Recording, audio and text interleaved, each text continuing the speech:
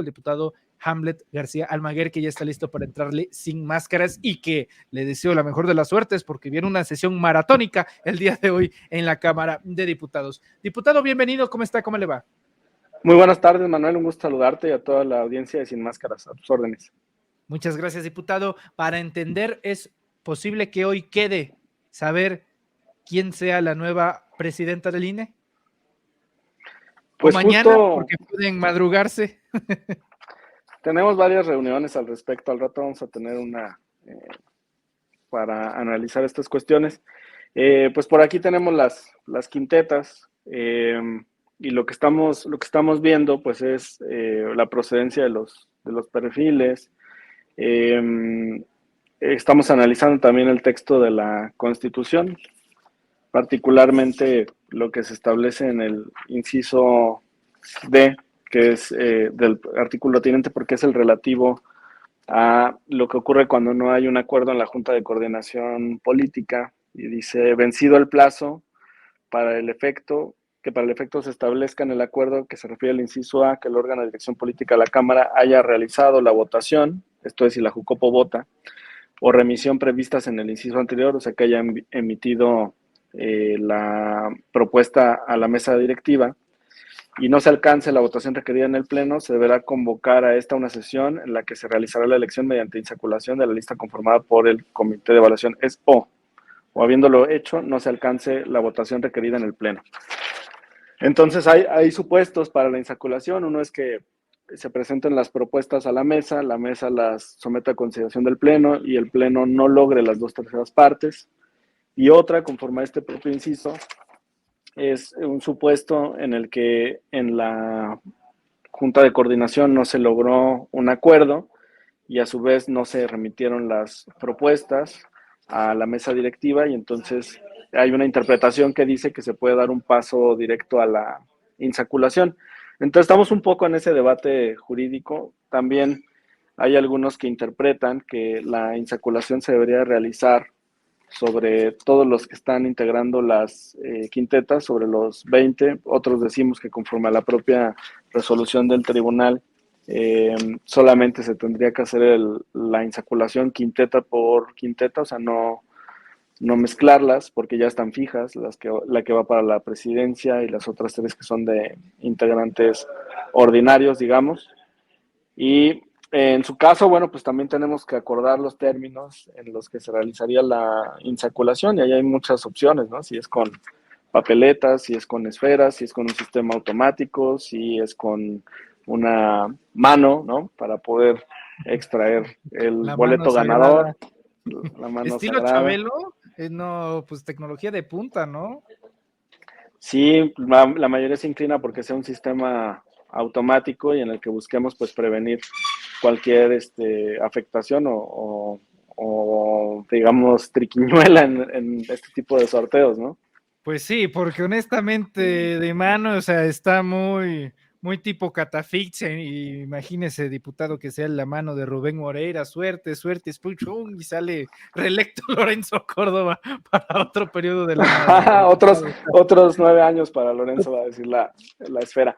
No, me han contado unas, hemos estado en eso todo el día.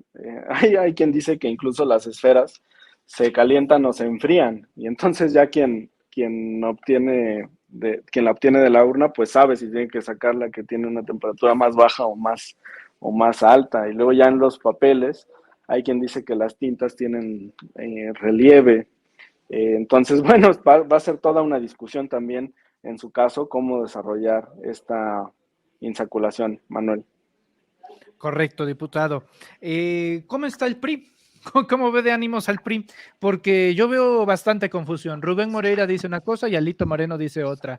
Marco Cortés le da otro ultimátum a Alito Moreno. O sea, básicamente llegamos a esta etapa de la relación donde dice, ahora sí y ahora sí te voy a dejar, pero lo más probablemente es que no sea así, ¿no? Si usted vota como priista a favor de la quinteta o de este plan, entonces se acaba la alianza. Alito dice que va a votar en contra, Rubén Moreira dice otra cosa. ¿Cómo ven ustedes al PRI? ¿Lo ven cooperativo? ¿Lo ven rebelde? ¿Lo ven de lejitos? ¿Cómo ven al PRI? siempre de lejitos al PRI, ¿no? Sí. Bueno, mira, a mí me llamó la atención la publicación que hizo hace algunos días Moreira en sus redes sociales, donde decía, por ejemplo, que a él no le causaba ninguna inquietud el tema de los apellidos o lazos familiares, ¿no? Que ha sido una objeción que ha presentado la oposición en este aspecto. Me llamó la atención porque yo sí creo que tenemos que privilegiar las capacidades y quienes están en esta etapa, independientemente de cualquier otra cuestión personal, pues demostraron que saben sobre la materia. La mayor parte de los aspirantes que estaban identificados como vinculados con los grupos de derecha, pues no tuvieron buenos resultados en el examen, ni en la entrevista, ni en el ensayo. Sin embargo, todavía hay algunos perfiles que yo considero pues muy riesgosos. Es el caso de Diego Forcada Gallardo, que está en una de las quintetas para consejeros. Él ha sido asesor de Edmundo Jacobo, secretario ejecutivo del INE, durante más de 10 años. Y hay otros que han sido asesores de otros consejeros del INE. Y además, pues hay personas que han estado vinculadas con gobiernos del PRI y del PAN con cargos anteriores.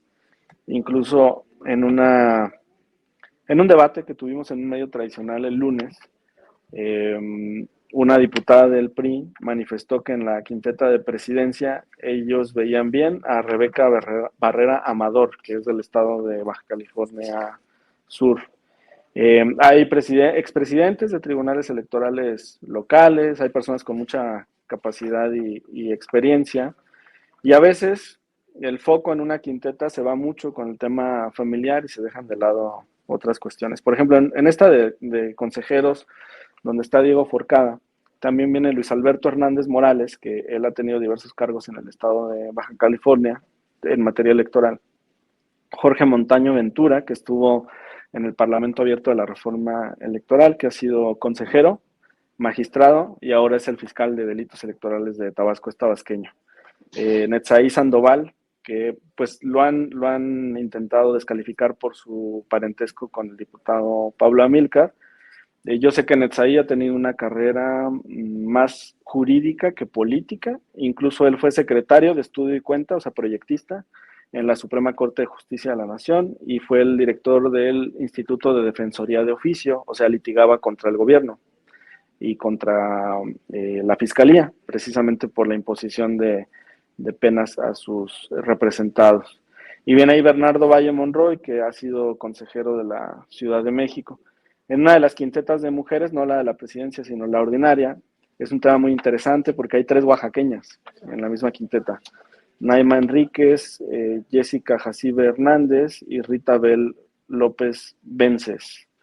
Y esta se complementa con un perfil de Chihuahua, Claudia Arlet Espino y Miriam Guadalupe Hinojosa. Y en el de los hombres, en la otra de hombres, está Arturo Castillo Loza, que ha tenido como un perfil, digamos, académico, es asesor en la sala superior, pero no entendemos muy bien si está en este momento como asesor del magistrado Vargas o del magistrado Reyes. En eso es un poco confuso el currículum. Armando Hernández Cruz fue presidente del Tribunal Electoral de la Ciudad de México. Víctor Humberto Mejía Naranjo ha hecho carrera electoral en el estado de Tabasco también. César Ernesto Ramos Mega, carrera electoral en la ciudad. Y Luigi Villegas Alarcón, carrera electoral en el estado de Nuevo León. Y ya en la presidencia, pues está Berta María Alcalde Luján, que también pues la han intentado descalificar por el mismo tema del parentesco, pero tuvo un muy buen examen. Rebeca Barrera Amador, que es la que te comentaba que el PRI destapó en un debate el lunes en Milenio. Y Yulisa Circe Bautista Arreola, que tengo entendido que fue asesora del consejero Rivera, que es uno de los que votaron las sanciones contra Morena por más de 300 millones de pesos. Guadalupe Tadei, que es la presidenta del Instituto Electoral del Estado de Sonora, y Guadalupe Álvarez Rascón, de quien no tengo mucha información. Entonces, Sí, esos son los 20 Tadei, perfiles. que Tadei, tengo entendido también algún tipo de parentesco con Pablo Tadei, ¿no? Sí, son varios Tadei, entiendo que están en el ambiente público o político. Esto también creo que suele pasar en entidades que no son tan grandes en población, como es el caso de Sonora, ¿no?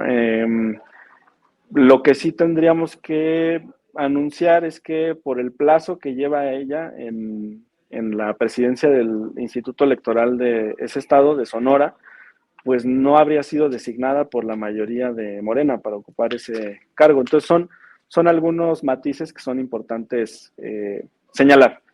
Bueno, dicho lo anterior, y ya que les comenté cuáles son los 20 perfiles, Sí, sí. creo que la insaculación implica algunos riesgos, ¿no? Por ejemplo, que queden personas pues muy vinculadas con Lorenzo, con Edmundo, con Ciro o con otros consejeros en funciones que han votado normalmente contra Morena.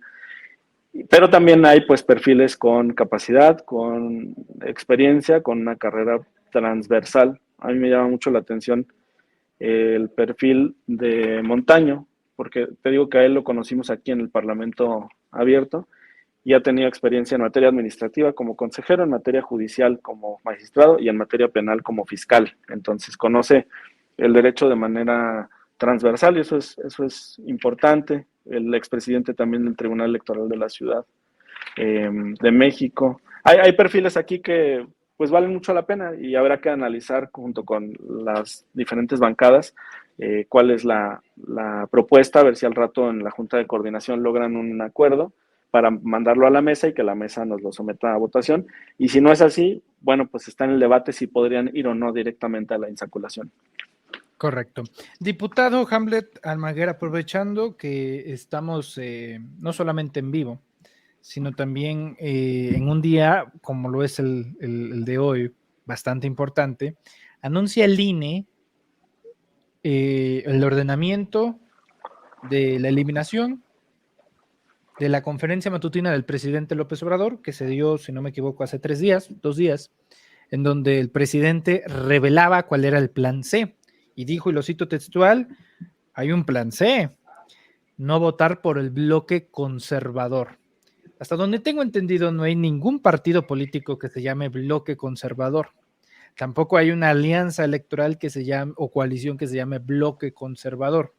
Sin embargo, Kenia López Rabadán promovió una demanda ante el INE para eliminar eso de la mañanera y el INE le da la razón y hoy tienen la orden de eliminar esa mañanera de sus redes sociales y no solo eso, también la versión estenográfica de la página oficial del gobierno de la República.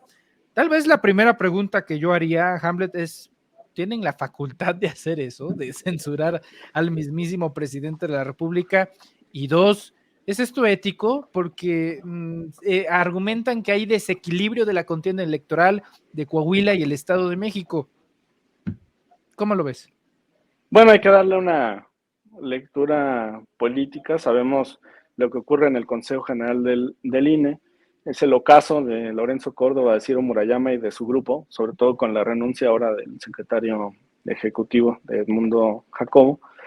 Entonces, después de sus vacaciones en Estados Unidos, donde se reunió con golpistas, pues regresó con mucha prisa por trabajar. De hecho, nuestra compañera Julieta Ramírez está en este momento representando a Morena en la sala del Consejo General.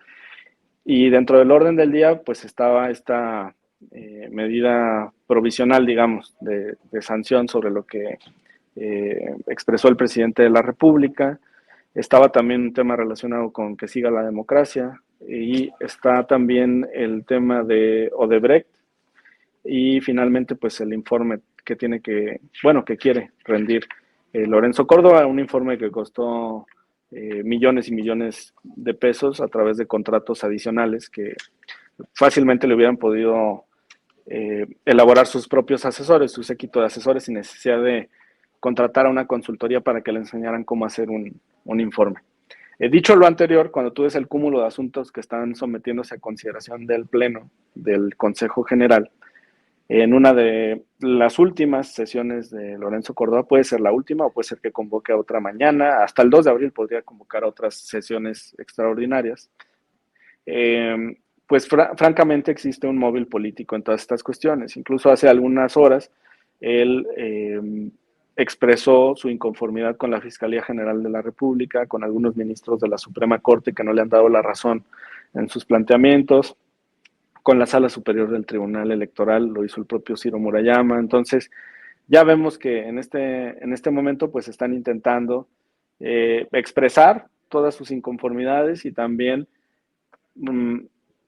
infringir, digamos, la mayor parte de sus deberes como árbitros. Deberían de guardar mayor prudencia, sobre todo están a punto de irse, y están buscando generar también daño en el movimiento, y lo hacen pues atacando al presidente de la República, buscando cómo sancionar al movimiento. Me parece que sí son excesivas estas medidas contra el presidente. Como bien mencionas, no hay un partido que se llame Bloque Conservador, pero lo bueno es que ya se van y vamos a tener nuevos consejeros y esperemos que lleguen con una nueva perspectiva. Estas medidas cautelares se pueden impugnar por parte del propio presidente de la República, de la Consejería Jurídica. Entonces, a lo mejor están algunos días abajo el video y las publicaciones sobre lo que él expresó en ese momento, pero yo tengo confianza en que el tribunal lo va a revocar. Así pasó, por ejemplo, con el mitin en el estado de Coahuila, en el que nos metieron a la lista negra pues a varios integrantes del movimiento, y finalmente se ganó en la sala del Tribunal Electoral. Entonces, esperemos que no exista ese problema en esta ocasión, Manuel. Hamlet, te voy a hacer una pregunta que es correcto hacérsela solamente a detectives privados y a malpensados jurídicos. ¿Por qué renunció Edmundo Jacobo Molina? ¿Por qué alguien llevaría un pleito de este estilo a la Suprema Corte de Justicia de la Nación para ser restituido y que sea restituido para luego renunciar? No hay coherencia ni política, ni social, ni mental en el acto, pero es un hecho. El mismo lunes 3 de abril se va a ir junto a Lorenzo y con Ciro. ¿Por qué Hamlet? ¿A qué regresó al Instituto Nacional Electoral? ¿A qué regresa? ¿Por qué regresó? ¿O qué se llevó? ¿O qué destruyó? ¿Qué opinas tú de esa situación? Porque yo, por más que le doy vueltas a la cabeza, no encuentro una razón, por lo menos buena o positiva, por la cual regrese y renuncie. Pues es un cúmulo de razones, digamos. Podremos teorizar mucho sobre los motivos que lo llevaron a esta renuncia. Uno de ellos es que no se quería quedar solo. Si ya se iban Lorenzo y Ciro, pues decidió no quedarse como el último soldado de ese bloque a dar la batalla en medio de una lucha anticorrupción que también está emprendiendo el Contralor General del INE. Lo recibimos aquí en la Cámara de Diputados hace unos días, pues fue el mismo día de la renuncia, un par de horas antes, y expuso su informe de auditoría que ya hemos comentado con ustedes y que tiene datos pues cada vez más interesantes. Él expuso las irregularidades de algunos contratos, pero en las 2 horas que tuvo de encuentro con diputadas y diputados del movimiento, pues no pudo terminar de exponerlo. Mira, déjate enseño otra parte del informe. Ahí voy. La página 175, vale mucho la pena analizarla, y es relativa a las irregularidades en materia de arrendamientos. Mira. Ok. Dice aquí que en el 25% de los arrendamientos de 2018 a 2021 se identificó la falta de evidencia documental para acreditar que las unidades responsables del gasto dieron cumplimiento a las acciones previas al arrendamiento, es decir, a motivar por qué se requiere ese arrendamiento. En el 100% de los expedientes no se proporcionó evidencia que sustente la necesidad de un nuevo arrendamiento y de no haber tomado en cuenta las características que el inmueble debe tener conforme a los manuales. Ese es el párrafo de en medio, mira. De 182 expedientes, el 100% no justificó por qué se iba a celebrar un nuevo arrendamiento. Y en 147 de los casos, digo, esta no es tan grave, pero señala que no hay justificación para arrendar inmuebles que no tienen estacionamiento, lo cual genera pues cierta incomodidad para los usuarios, para los ciudadanos que van a realizar sus trámites, porque en este paquete también están muchos módulos o juntas distritales y locales ejecutivas. Entonces, conforme vas avanzando, pues hay muchas irregularidades en este informe y ese día el Contralor lo expuso. Hay algunas versiones que indican que incluso tomó por sorpresa la renuncia a los propios integrantes del Consejo General, que tal vez solo lo sabía el presidente del Consejo. En la conferencia de prensa que dio, nada más estaban el coordinador de comunicación, que también ya renunció, y él. Entonces, pues son algunos de los planteamientos, pero el mejor juicio sobre las razones por las cuales renunció será de los ciudadanos, de nuestra querida audiencia de Sin Máscaras, que ellos nos digan por qué opinan que renunció Edmundo Jacobo. Bueno, finalmente también por el jugoso y cuantioso finiquito, que creo que va a ser más grande su cochinito que el de Lorenzo y que el de Ciro, por los años que lleva en el instituto y que fue revelado por mi compañero Mario Yergo, que es el representante también en el Instituto Nacional Electoral, Manuel. 10.5 millones de pesos en el caso de Edmundo Jacobo. Lorenzo 10, Ciro Prots 10. Estamos hablando de que en un solo día van a salir 30 millones de pesos del INE para repartirse en 3 personas. Sí. Y ni siquiera necesitan solicitar una extensión de presupuesto a la Cámara de Diputados, ni hay una partida para pagar esas liquidaciones. Simplemente los recursos salen de su fideicomiso para el pasivo laboral, que es el cochinito dorado de donde extraen los recursos para repartírselos entre la burocracia dorada. Una de las primeras acciones que tendrá que hacer la nueva presidencia del Consejo General es solicitar cuentas de cómo están esos fideicomisos, cuántos recursos tienen depositados. Correcto. Diputado federal Hamlet García Almaguer. Bueno, una última cosa. Aclárenos, por favor, que los billetes, los fajos de billetes que llevó el diputado Mario Yergo al Consejo del INE, ¿eran de verdad o eran didácticos? Porque hubo alguien, que no quiero decir su nombre para no darle fama a Marito Ponce, pero que por cierto, el licenciado César Gutiérrez Prego le envía saludos, afirmó Hamlet que esos fajos de billetes habían salido, o sea, eran reales, que se llevaron 10 millones de pesos en efectivo para ponerlos enfrente de Lorenzo Córdoba. Hamlet, yo te pregunto, no está de más, ¿eran reales esos dineros? ¿De dónde sacaron tantos dineros y solo para la broma? Si hubieran sido reales, yo creo que se los hubieran quitado ahí, ¿no? Hubieran brincado sobre los billetes. No hubieran dejado salir vivo a Mario Yergo del Consejo General del INE. Así como son de voraces, como dice nuestro presidente de la República, ambiciosos vulgares, no le hubieran perdonado llevar esos recursos al Consejo General. Pero pues obviamente son de juguete. Yo creo que hubiera estado mejor llevarles ahí de Monopoly, para que no tuvieran esas dudas.